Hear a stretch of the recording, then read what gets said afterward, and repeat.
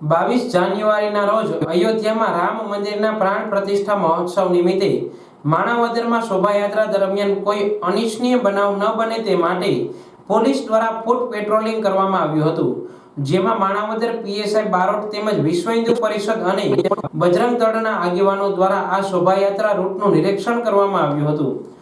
આ સાથે 22મીએ માણાવદર તાલુકામાં શોભાયાત્રા અને આતશબાજી જેવા અનેક કાર્યક્રમો યોજાયા હતા, જેના ભાગરૂપે રંગોળી, રામ મંદિરે મહાઆરતી, આકાશી આતશબાજી સહિતના કાર્યક્રમો યોજાયા હતા।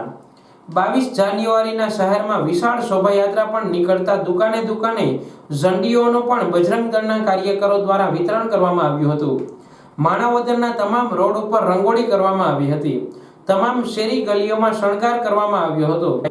રામ મંદિરથી શોભાયાત્રા નીકળી માણાવદરના તમામ રોડ ઉપર નીકળી હતી।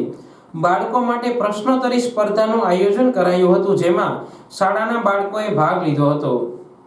જય શ્રી રામ મંદિર પુનઃ પ્રાણ પ્રતિષ્ઠા મહોત્સવ અયોધ્યા અંતર્ગત માણાવદરમાં આપણે ભવ્ય શોભાયાત્રા તેમજ ગઈકાલે પ્રશ્નોત્તરી સ્પર્ધા નાના બાળકોની 4, 5, 6, 7, 8, 9 ધોરણવાળા 2 વિભાગમાં આપણે પ્રશ્નોત્તરી સ્પર્ધા રામ ભગવાનના જીવન ઉપર કરી।